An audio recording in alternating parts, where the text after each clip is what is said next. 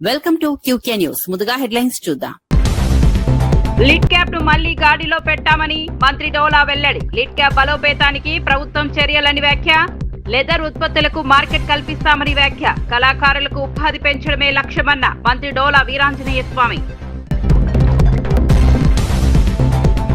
తెలంగాణ ఉద్యమకారులకు గౌరవం కల్పిస్తామన్న పొన్నం. ఉద్యమకారుల గుర్తింపు ప్రక్రియ వేగవంతం చేస్తున్న ప్రభుత్వం. ఉద్యమ చరిత్రను భావితరాలకు అందిస్తామన్న పొన్నం. తెలంగాణ ఉద్యమాన్ని అవమానిస్తే సహించమన్న మంత్రి. కృష్ణారావణ్ అరెస్టుపై కూటమిని విమర్శించిన కొడాలి నాని. ప్రభుత్వాన్ని ప్రశ్నిస్తే జైలుకు పంపుతున్నారన్న కొడాలి నాని. రావణ్ పై టీడీపీ ఎప్పుడూ చర్యలు తీసుకోలేదని వ్యాఖ్య. ప్రజల గొంతు నొక్కే ప్రయత్నం చేస్తున్నారని ఆరోపణ. ఆయిల్ ఫామ్ రైతులతో సమావేశమైన కేటీఆర్. సమస్యలపై ఆరా. రైతుల సమస్యలు తెలుసుకున్న భూపాలపల్లి పర్యటనలో కేటీఆర్.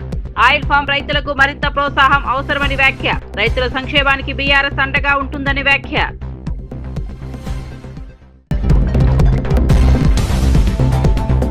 లోకేష్ కొరియా పర్యటనపై వైసీపీ ప్రచారాన్ని ఖండించిన రాకేష్. ఏపీకి పెట్టుబడులే లోకేష్ పర్యటన ప్రధాన లక్ష్యమన్న టీడీపీ. అభివృద్ధిపై అసత్య ప్రచారం మానుకోవాలని పిలుపు. లోకేష్ పర్యటన రాష్ట్ర భవిష్యత్తుకు కీలకమని వ్యాఖ్య. వైఎస్ఆర్సీపీ సీనియర్ నేత పెద్దిరెడ్డి రామచంద్రారెడ్డి బావిగన్ ప్రాజెక్టు ద్వారా కోస్తా ఆంధ్రలో అభివృద్ధికి కొత్త అవకాశాలు ఏర్పడతాయని పేర్కొన్నారు. ఈ ప్రాజెక్టు అమలుతో మచిలీపట్నం, కృష్ణా, గుంటూరు జిల్లాతో పాటు పరిసర ప్రాంతాలు కూడా వేగంగా అభివృద్ధి చెందుతాయని అన్నారు. పరిశ్రమలు, మౌలిక సదుపాయాలు, ఉపాధి అవకాశాలు పెరగడానికి ఈ నిర్ణయం దోహదపడుతుందని వివరించారు. మావిగన్ ప్రాజెక్టుకు తమ పార్టీ నాయకులతో పాటు ప్రజల నుంచి కూడా పూర్తి మద్దతు లభిస్తోందని తెలిపారు. అభివృద్ధి అంశాల్లో రాజకీయాలకు అతీతంగా అందరూ సహకరించాలని పిలుపునిచ్చారు. రాష్ట్ర పురోగతికి దోహదపడే ప్రాజెక్టులను స్వాగతించాల్సిన అవసరం ఉందన్నారు. భవిష్యత్తులో ఈ ప్రాజెక్టు ద్వారా వేలాది మందికి ప్రత్యక్ష, పరోక్ష ఉపాధి అవకాశాలు లభిస్తాయని ఆశాభావం వ్యక్తం చేశారు. ప్రాంతీయ అభివృద్ధిని వేగవంతం చేయడంలో మావిగన్ కీలకంగా మారుతుందని పెద్దిరెడ్డి రామచంద్రారెడ్డి తెలిపారు. మరి ఏ విధంగా మేము ఆయన తీసుకొచ్చి ఇక్కడ మాట్లాడించాము, మేము మాట్లాడలేదు కదా. అదేవిధంగా ఎవరైనా ఒక టార్గెట్ చేసి చంపేస్తే వాడు క్రిమినల్, వాడికి ఎందుకు సపోర్ట్ చేస్తారని అడగచ్చా చంద్రబాబు నాయుడు, పవన్ కళ్యాణ్. వైఎస్ఆర్సీపీ ప్రభుత్వ హయాంలో నిర్వీర్యమైన లీడ్ క్యాప్ సంస్థను కూటమి ప్రభుత్వం మళ్లీ గాడిలో పెట్టిందని మంత్రి డోలా శ్రీ బాల వీరాంజనేయ స్వామి తెలిపారు. అమరావతి సచివాలయంలో మంత్రి సవిత, లిడ్ క్యాప్ చైర్మన్ పిల్లి మాణిక్యారావుతో కలిసి లిడ్ క్యాప్ లెదర్ షోరూమ్ ను ప్రారంభించిన అనంతరం ఆయన మాట్లాడారు. గత ప్రభుత్వంలో సంస్థ భూములు కోల్పోయే పరిస్థితి ఏర్పడిందని, కూటమి ప్రభుత్వం వాటిని పరిరక్షించిందని పేర్కొన్నారు. లెదర్ ఉత్పత్తులకు మార్కెట్ కల్పించి సంస్థను లాభాల బాట పట్టించే చర్యలు చేపడుతున్నామని చెప్పారు. ప్రారంభోత్సవం సందర్భంగా మంత్రి డోలా స్వామి లెదర్ చెప్పులు, బెల్ట్ కొనుగోలు చేయగా మంత్రి సవిత లెదర్ బ్యాగ్స్, పర్స్ కొనుగోలు చేసి స్థానిక ఉత్పత్తులను ప్రోత్సహించారు. లిడ్ క్యాప్ ను మరింత బలోపేతం చేసి కళాకారులు, కార్మికులకు ఉపాధి అవకాశాలు పెంచడమే ప్రభుత్వ లక్ష్యమని మంత్రి డోలా శ్రీ బాల వీరాంజనేయ స్వామి స్పష్టం చేశారు. సందర్శకులు కావచ్చు, ఉద్యోగులకు కావచ్చు, మనం 10% డిస్కౌంట్ తోటి లెదర్ ఐటమ్స్ దగ్గర మనం సేల్స్ పెడుతున్నాం. ఈ విధంగా చొరవ తీసుకున్నది మా లిడ్ క్యాప్ చైర్మన్ మాణిక్యాలరావు. పూర్తి సహాయ సహకారాల్లో మా సెక్రటరీ నాయక్ గారు, ఎండి ప్రసన్న వెంకటేష్ గారు, సిబ్బందిని నేను మనస్ఫూర్తిగా అభినందిస్తా ఉన్నాను. ప్రజలు కూడా ఇక్కడ వచ్చిన తర్వాత దీని సేవల్ని సద్వినియోగపరచుకోవాలని కోరుకుంటూ, మేము వచ్చేసరికి లిడ్ క్యాప్ అనేది పూర్తి స్థాయిలో అచేతనంగా ఉన్నటువంటి పరిస్థితి. సిబ్బంది నియామకం చేసుకొని పూర్తి స్థాయిలో ఫంక్షన్ తీసుకుని రావడం జరిగింది. మనం జీకొండూరు, అదేవిధంగా ఎడవల్లి, ప్రకాశం డిస్ట్రిక్ట్స్లో కూడా షూ మ్యానుఫ్యాక్చరింగ్ యూనిట్స్ని పూర్తి చేసుకోబోతున్నాం. తొందరలోనే, కొద్ది నెలల్లోనే ప్రారంభోత్సవం చేసుకోబోతున్నాం. ఈ విధంగా తీసుకురావడంలో కృషి చేసినటువంటి మా అధికారులని, అదేవిధంగా మా చైర్మన్ని, సిబ్బందిని నేను మనస్ఫూర్తిగా అభినందిస్తున్నాను. దీన్ని సద్వినియోగం కోరుకుంటూ సెలవు తీసుకుంటాను. Thank you. తెలంగాణ రాష్ట్ర సాధన కోసం పోరాడిన ప్రతి ఉద్యమకారుడికి తగిన గుర్తింపు, గౌరవం కల్పించేందుకు ప్రభుత్వం కట్టుబడి ఉందని మంత్రి పొన్నం ప్రభాకర్ తెలిపారు. తెలంగాణ ఉద్యమకారుల గుర్తింపు ప్రక్రియలో భాగంగా అమరవీరుల జ్యోతి ప్రాంగణంలో ప్రత్యేక కమిటీ వరుస సమావేశాలు నిర్వహిస్తోందని చెప్పారు. ఇప్పటికే ఉస్మానియా యూనివర్సిటీ విద్యార్థి జేఏసీ ప్రతినిధులతో సమావేశమైన కమిటీ తాజాగా కాకతీయ యూనివర్సిటీ విద్యార్థి జేఏసీ సభ్యులతో కూడా చర్చలు జరిపిందని వెల్లడించారు. ఉద్యమంలో పాల్గొన్న ప్రతి ఒక్కరి వివరాలను సమగ్రంగా పరిశీలించి తగిన గౌరవం అందించేలా ప్రభుత్వం చర్యలు తీసుకుంటోందన్నారు. తెలంగాణ రాష్ట్ర ఆవిర్భావ పోరాటాన్ని అవమానించేలా ఎవరైనా వ్యాఖ్యలు చేస్తే ప్రభుత్వం సహించదని స్పష్టం చేశారు. ఉద్యమ చరిత్రను భావితరాలకు అందించడంతో పాటు ఉద్యమకారుల సేవను చిరస్థాయిగా నిలిపే కార్యక్రమాలు చేపడతామని మంత్రి పొన్నం ప్రభాకర్ తెలిపారు. వాళ్ళ పట్ల తెలంగాణ ఉద్యమకారులందరూ మూకుమ్మడిగా ఉండాలని కోరుతా ఉన్నాం. ఎందుకంటే తెలంగాణ ఏర్పాటు మనందరి ఆత్మగౌరవం. ఇవాళ ఏ గౌరవం గుర్తింపు కోసం కొట్లాడుతారో దాన్ని ఒకడు అంటుండు తలుపులు బంద్ చేసుకొని చేసిరంటాడు, ఒకడు పాకిస్తాన్ ఇండియాతో పోలుస్తా ఉన్నాడు, ఇంకోటి అంటా ఉండే ఏదో మేము పెద్ద పాకిస్తాన్. ఎవ్వరు ఇది మా జాగిరే, తెలంగాణ ఉద్యమకారుల జాగిరే, తెలంగాణ ప్రజల జాగిరే. అవసరంగా తెలంగాణ అంశాన్ని అనేక మంది అమరులైనటువంటి వాళ్ళని అగౌరవపరిచే రెచ్చగొట్టే వ్యాఖ్యలు కూడా చేయొద్దని సందర్భంగా కోరుతారు. పోరాటంలో భాగస్వాములుగా తెలంగాణను ఎవ్వరన్నా ఊరుకో, మాది భారతీయ జనతా పార్టీ అధికారులు ఉండొచ్చు, లేకపోతే ఇంకోరన్నా కావచ్చు అనే మాట సీరియస్ గా చెప్తాను. బీఆర్ఎస్ వర్కింగ్ ప్రెసిడెంట్ కేటీఆర్ జయశంకర్ భూపాలపల్లి జిల్లా పర్యటనలో భాగంగా రేపాక గ్రామంలో ఆయిల్ ఫామ్ సాగు చేస్తున్న రైతులతో సమావేశమయ్యారు. రైతులతో సుదీర్ఘంగా మాట్లాడిన ఆయన వారి సమస్యలను అడిగి తెలుసుకున్నారు. గత బీఆర్ఎస్ ప్రభుత్వం అమలు చేసిన పంటల వైవిధ్యీకరణ విధానంలో రైతులకు కలిగిన ప్రయోజనాలపై చర్చించారు. ప్రస్తుతం ఆయిల్ ఫామ్ సాగులో రైతులు ఎదుర్కొంటున్న ఇబ్బందులు, మార్కెటింగ్, ధరలు, సాగు ఖర్చులు వంటి అంశాలపై అభిప్రాయాలు సేకరించారు. రైతులకు ప్రభుత్వం మరింత ప్రోత్సాహం అందించాల్సిన అవసరం ఉందని పేర్కొన్నారు. వ్యవసాయ రంగాన్ని బలోపేతం చేయడానికి రైతుల సూచనలను పరిగణలోనికి తీసుకురావాలని సూచించారు. రైతుల సంక్షేమం కోసం బీఆర్ఎస్ ఎల్లప్పుడూ అండగా ఉంటుందని కేటీఆర్ హామీ ఇచ్చారు. వ్యవసాయ రంగంలో స్థిరమైన ఆదాయం వచ్చే విధంగా విధానాలు రూపొందించాల్సిన అవసరం ఉందని అభిప్రాయపడ్డారు. రైతు అయితందుకు నామోషి అని చెప్తారు. చదువుకున్న పిల్లలు అనుకో, ఆయనకు వ్యవసాయం చేయాలంటే ఇష్టం ఉండదు, రైతు పిల్లలు ఇవాళ వ్యవసాయంలోకి వచ్చేందుకు ఇష్టపడతలేరని మాట్లాడతారు. కానీ ఆ పిల్లగాడు చెప్తుంటే సంతోషం ఎక్కడ అనిపించిందంటే, అటు పని చేసుకుంటుండు, సాఫ్ట్వేర్ చదువుకున్నాడు కాబట్టి ఇంజనీరింగ్ పని చేసుకుంటుండు, ఇటు దిక్కు మళ్ళీ ఇక్కడ వచ్చి వ్యవసాయం కూడా చేస్తాడు. వ్యవసాయం అంటే కొత్త తరహా వ్యవసాయం చేస్తాడు. సో అనిల్ లాంటి స్టోరీలు. ఇప్పుడు నెక్స్ట్ మీ పిల్లలు అనుకో, మీ పిల్లలు ఏం చేస్తారు? ఇప్పుడు మా పిల్లలు అది సాఫ్ట్వేర్ అంటారు, ల్యాబ్కి పోతాడు. సాఫ్ట్వేర్ అయినా మీరు కూడా? మరి అనిల్ నెంబర్ మాట్లాడతాడు, అనిల్ నెంబర్ మాట్లాడతాడు. మరి అనిల్ తరాలని మీ దగ్గర కూడా మీకెంత ఉంది పొలం? మాకు ఇప్పుడు నేను పెట్టింది అయితే 6 ఎకరాలు పెట్టిండ్రు. 2 ఎకరాలు వేరే కాన్నది, కానీ దాని బాయి లేదు. నీళ్ళు బాగా గుంచుతుందా ఇది పంట? అవసరమా? వాటర్ బాగానే ఉంది. చాలా తక్కువ సార్. వరితో 2-3 ఏళ్ళు ఏందో అనుకున్నా. ఇప్పుడు పంట కష్టాలు ఇక రమణారెడ్డి సార్లు మర్చిపోకుంటే యాది కత్తుండు. సార్ చెప్పింది ఆసార్ చేసింది, అంతేనా? మాకు ఆసార్ చేసింది. సంతోషం. ఎకరం పొలానికి పెట్టే నీళ్లు 3 ఎకరాల అమ్మాయికి సరిపోదు. 1 ఎకరం వరి పొలానికి పెట్టేది 3 ఎకరాలకు సరిపోతుందా? ఇంకొకటి ఏంటంటే ప్రకృతితో సంబంధం లేకుండా వర్షాలు పడినా ఎండలు పడినా మనకు ఈ పంటకైతే డ్యామేజ్ అవుతుంది అనేది అయితే లేదు. నష్టం అనేది లేదు.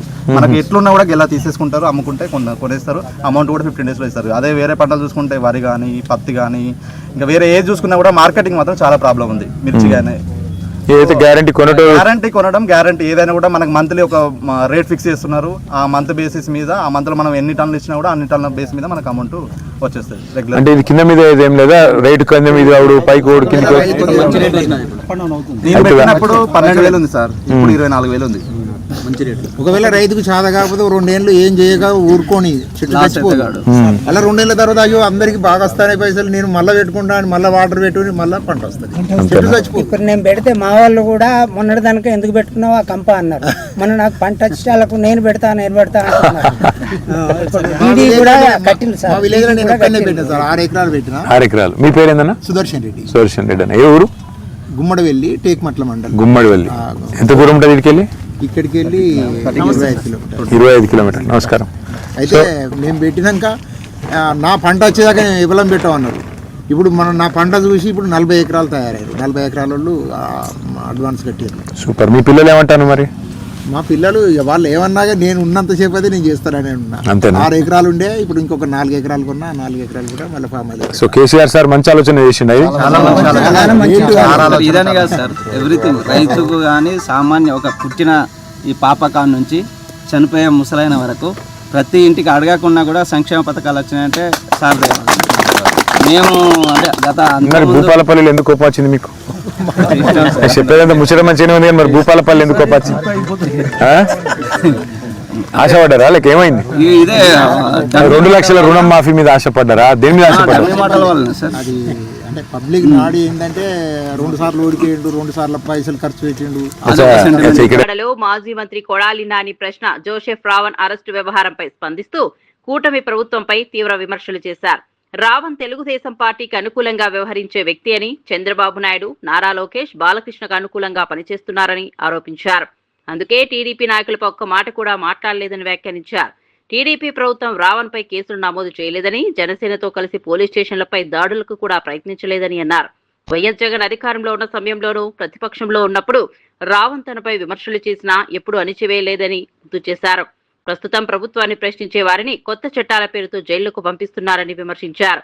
ప్రజల గొంతు నొక్కే ప్రయత్నంలో కూటమి ప్రభుత్వం ఉందని ఆరోపించారు. తమ పార్టీని గొడ్డలి పార్టీ అని విమర్శిస్తున్న చంద్రబాబుకు ప్రజలే తగిన సమాధానం చెబుతారని, ఆయన రాజకీయాలకు రోజులుగా మాట్లాడినటువంటి వ్యక్తులు కాదు. ఎందుకంటే ఈ రాష్ట్రంలో ముఖ్యమంత్రులుగా, ఉప ముఖ్యమంత్రులుగా అనేక రకాలైనటువంటి పదవుల్లో ఉన్నటువంటి వ్యక్తులే అంతకన్నా ఇంకా భయంకరమైనటువంటి భాషలో మాట్లాడినటువంటి పరిస్థితి ఉంది.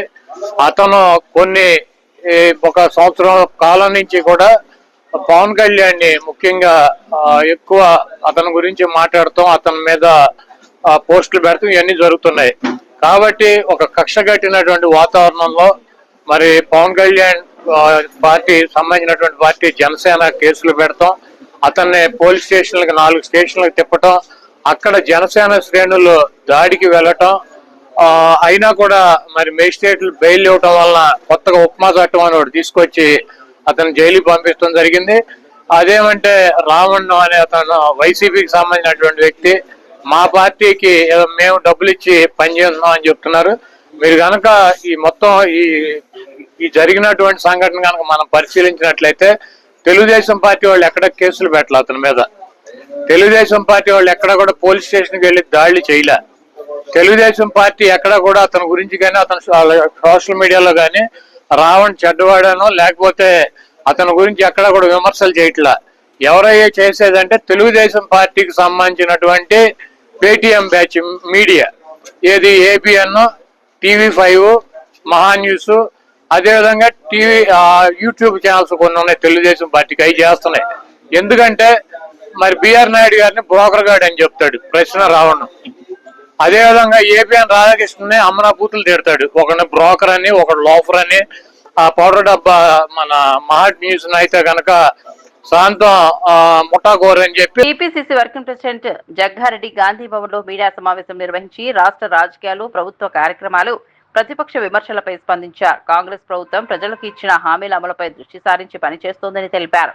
సంక్షేమం, అభివృద్ధి కార్యక్రమాలను సమాంతరంగా ముందుకు తీసుకెళ్తూ ప్రజల విశ్వాసాన్ని నిలబెట్టుకుంటున్నామని చెప్పారు. ప్రతిపక్ష పార్టీలు వాస్తవాలను పక్కన పెట్టి తప్పుడు ప్రచారం చేస్తున్నాయని విమర్శించారు. ప్రజల సమస్యలను పరిష్కరించడమే ప్రభుత్వ ప్రధాన లక్ష్యమని, ప్రతి శాఖ సమన్వయంతో పనిచేస్తోందని పేర్కొన్నారు. రాష్ట్ర అభివృద్ధికి అడ్డంకులు సృష్టించే రాజకీయాలకు ప్రజలు తగిన సమాధానం చెబుతారని అన్నారు. కాంగ్రెస్ ప్రభుత్వం పారదర్శక పాలనకు కట్టుబడి ఉందని, ప్రజల ఆకాంక్షలకు అనుగుణంగా నిర్ణయాలు తీసుకుంటోందని జగ్గారెడ్డి స్పష్టం చేశారు. అసలు నిన్ను ఇరిగేషన్ మినిస్టర్గా కేసీఆర్ ఎందుకు తొలగించడం జరిగింది?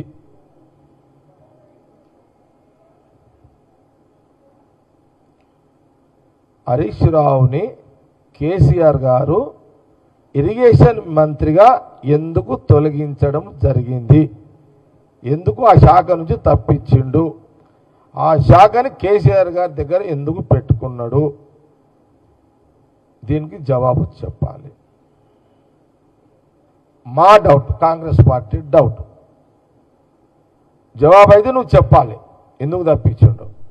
మా డౌట్, నువ్వు కాళేశ్వరం ప్రాజెక్టుకు సంబంధించిన అక్కడ తప్పులు చేసినవని గ్రహించి, అక్కడ మిస్టేక్ అంటే తప్పులు జరిగినాయి, కాళేశ్వరం మేడిగడ్డకు సంబంధించిన ఆ మంత్రిగా హరీష్ రావు అక్కడ తప్పులు చేసిండు కాబట్టే హరీష్ రావుని కేసీఆర్ తొలగించి ఆ శాఖను అక్కడ పెట్టుకొని దాన్ని తీర్చిదిద్దే అంటే ఆ తప్పుని సరిదిద్దుకునే ఒక ప్రక్రియ అప్పుడు ఆయన శాఖ ఆయన దగ్గర పెట్టుకొని మొదలుపెట్టినట్టుగా కాంగ్రెస్ పార్టీ స్పష్టంగా తెలియజేస్తుంది.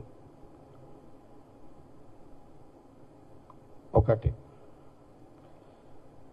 ఇప్పుడు 3 ఏళ్ళ మీ గవర్నమెంట్ అయిపోయి తెలంగాణ ప్రజలు రాహుల్ గాంధీ గారి యొక్క నాయకత్వంలో మరి మాకు కాంగ్రెస్ వచ్చింది. ముఖ్యమంత్రి గారు రేవంత్ రెడ్డి గారు, శాఖ మినిస్టర్ ఉత్తమ్ రెడ్డి గారు. డ్యామ్ సేఫ్టీ అథారిటీ ఏం చెప్పింది? డ్యామ్ సేఫ్టీ అథారిటీ అంటే అది కాంగ్రెస్ గవర్నమెంట్కి సంబంధించినది కాదు కదా, సెంట్రల్. డ్యామ్ సేఫ్టీ అథారిటీ ఏం చెప్పింది, మేడిగడ్డ కూలిపోయిన తర్వాత ఈ ప్రభుత్వానికి, ముఖ్యమంత్రి గారికి, శాఖ మినిస్టర్కి, అధికారులకు ఇచ్చిన సూచన ఏంది, మీరు అక్కడ నీళ్లు నిల్వ ఉంచకండి. నీళ్లు నిల్వ ఉంచితే ఆ డ్యాము కొట్టుకపోతుంది. దానివల్ల కొట్టుకపోవడం వల్ల దానివల్ల ఖమ్మం మొత్తం కొట్టుకపోతుంది, భద్రాచలం ఖమ్మం కొట్టుకపోతుంది, ఒక జిల్లా కొట్టుకపోతుంది.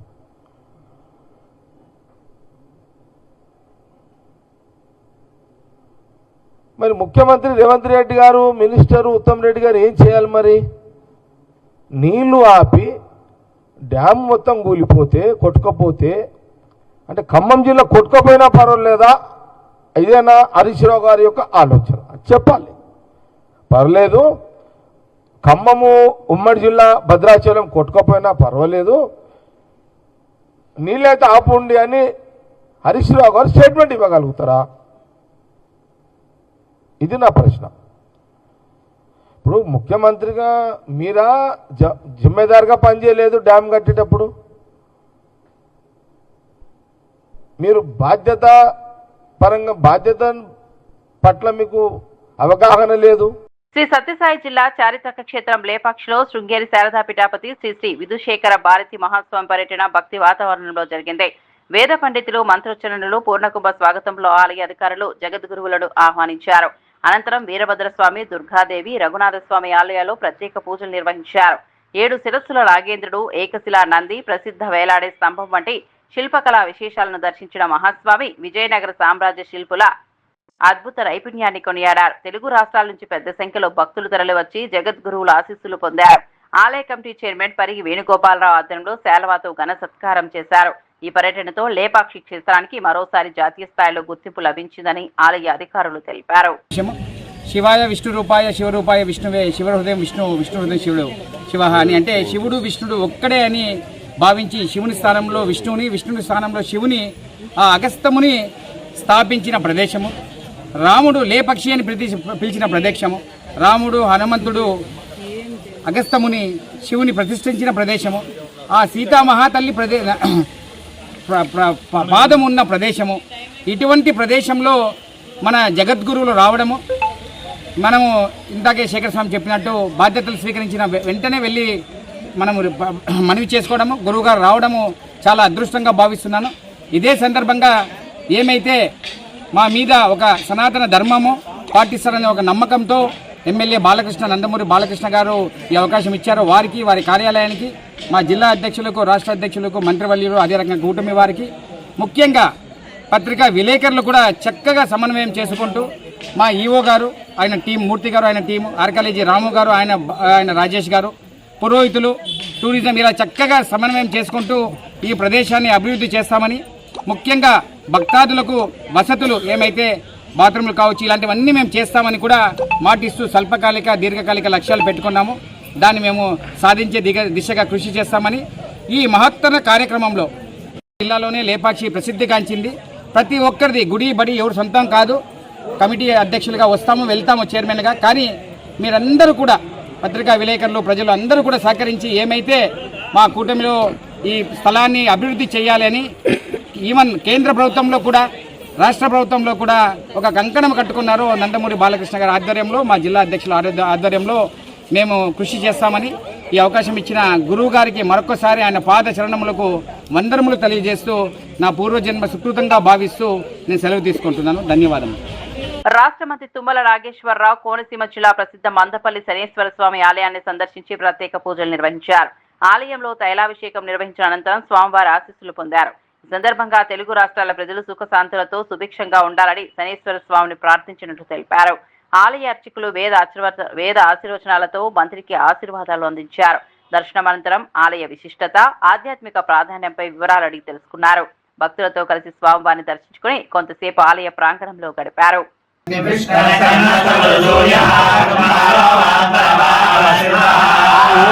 తైలాభిషేకం ఆయనే శనేశ్వరుడు దండం పెట్టుకుంటాడు. ప్రాణానాం గ్రంథే రశరుద్రోమా విషా కామకామాయ మహ్యం శ్రవణాయ ఓం తద్బ్రహ్మా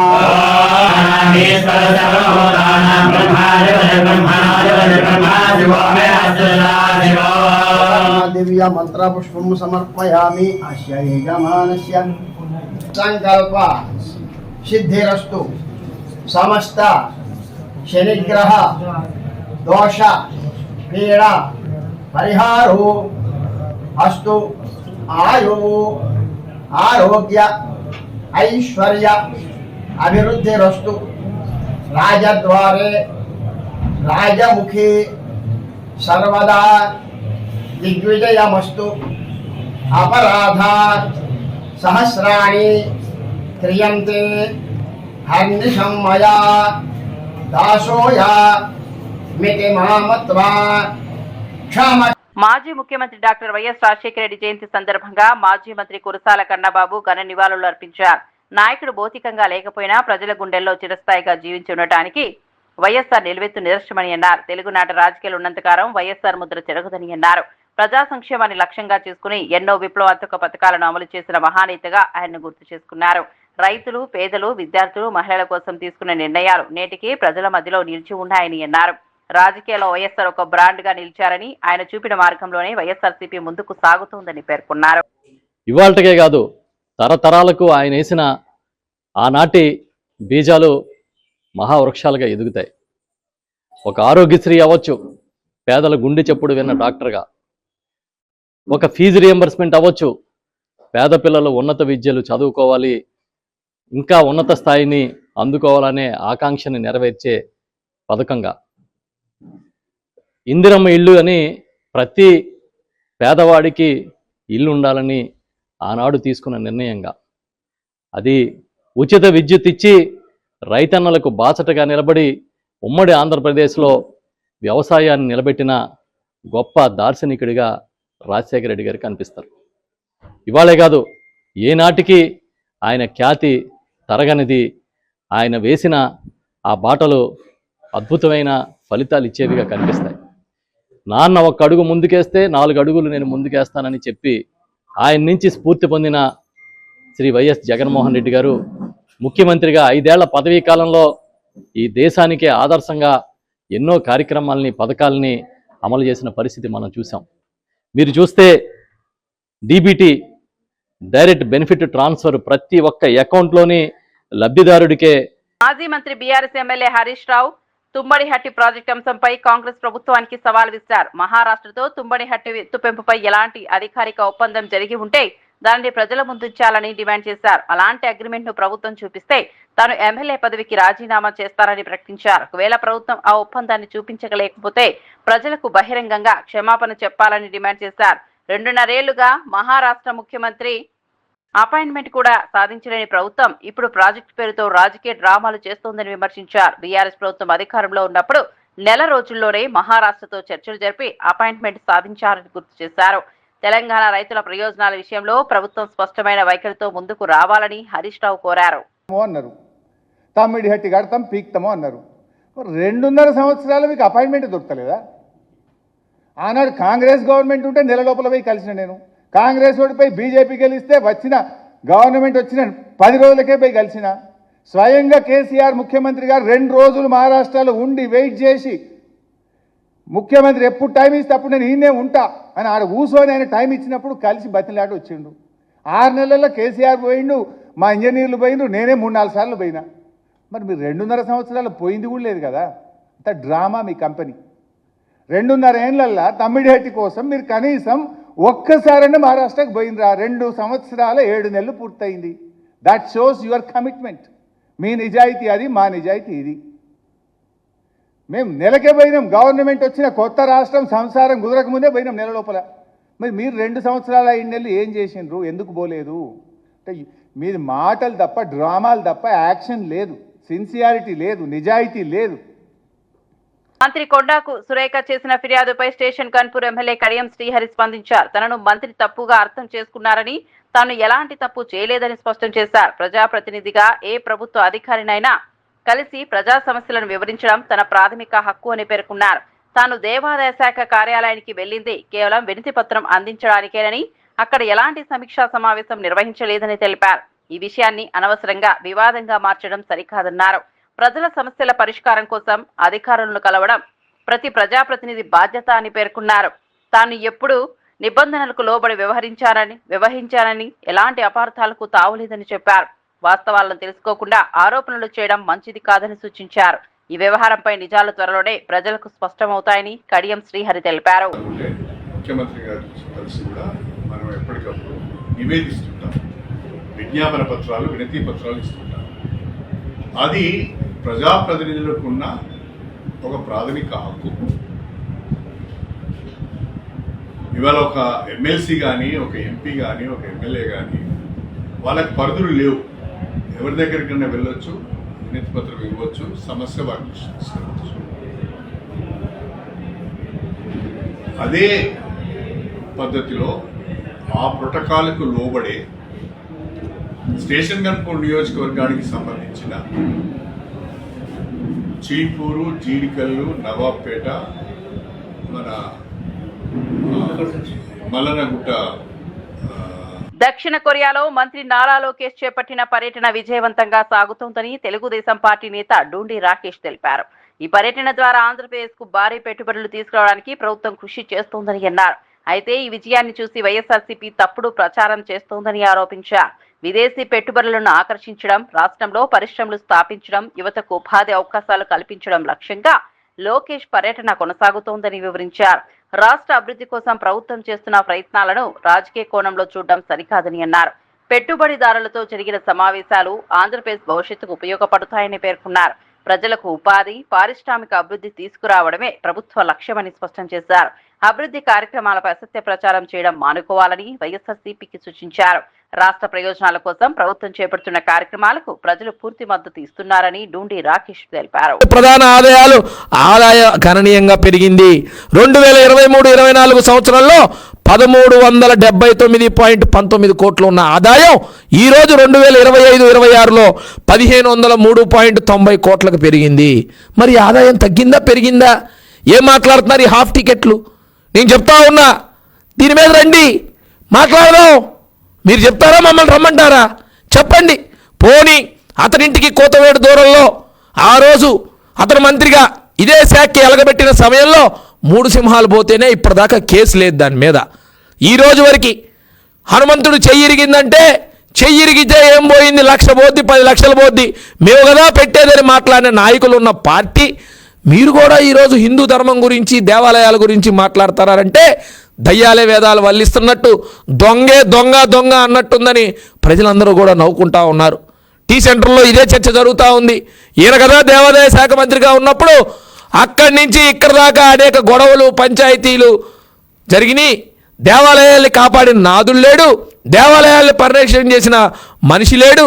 అటువంటిది ఈరోజు దేవాలయాల గురించి ఈయన వచ్చి ముసుగేసుకొని మాట్లాడుతున్నాడంటే ఏం మాట్లాడాలి? దీని గురించి ప్రజలందరూ కూడా ఆలోచిస్తూ ఉన్నారు. మరి ఈరోజు నేను మళ్ళీ కూడా చెప్తా ఉన్నా, ఒక్క దేవాలయం నువ్వు తీసుకో, నీ ఇంటికి కోతవేటు దూరంలో ఉన్న దుర్గామల్లేశ్వర స్వామి దేవాలయం తీసుకోండి.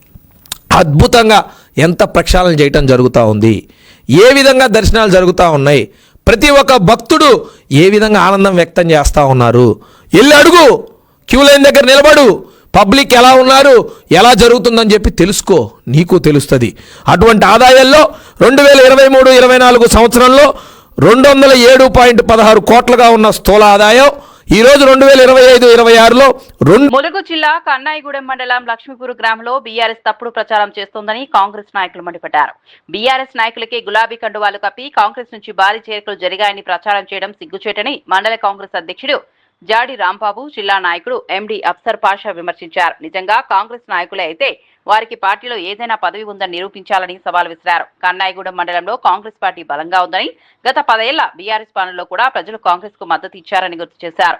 ముఖ్యమంత్రి రేవంత్ రెడ్డి, మంత్రి సీతక్క నేతృత్వంలో ప్రజా సమస్యలు నేరుగా పరిష్కరిస్తూ అభివృద్ధి కార్యక్రమాలు చేపడుతున్న ప్రభుత్వం కాంగ్రెస్దేనని అన్నారు.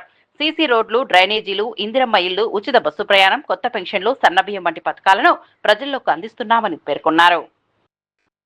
పచ్చిళ్ళు కండవలు కప్పిల్లని మాయ మాటలు చెప్పకండి. మా నాయకత్వం ఎక్కడికి పోలేదు.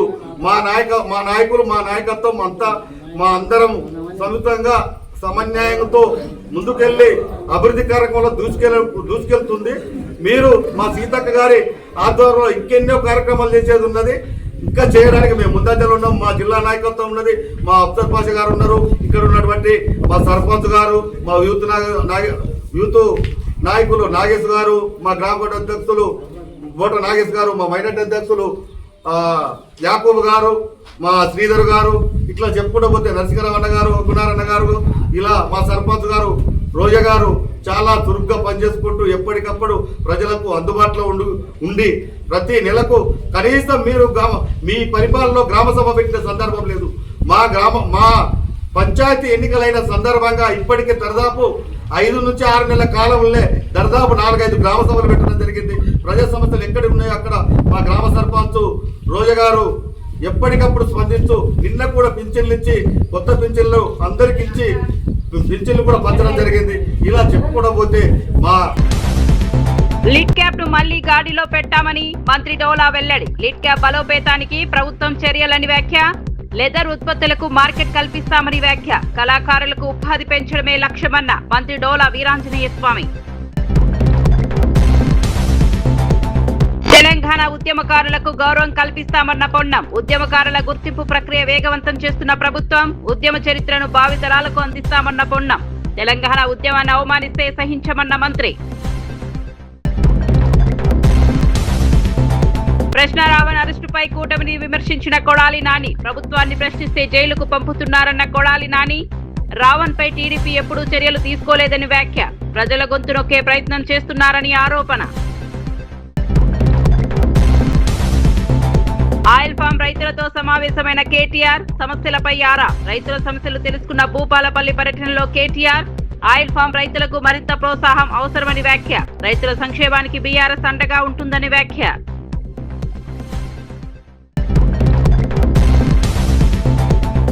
లోకేష్ కొరియా పర్యటనపై వైసీపీ ప్రచారాన్ని ఖండించిన రాకేష్. ఏపీకి పెట్టుబడులే లోకేష్ పర్యటన ప్రధాన లక్ష్యమన్న టీడీపీ. అభివృద్ధిపై అసత్య ప్రచారం మానుకోవాలని పిలుపు. లోకేష్ పర్యటన రాష్ట్ర భవిష్యత్తుకు కీలకమని వ్యాఖ్య. మరిన్ని అప్డేట్స్ కోసం చూస్తూనే ఉండండి.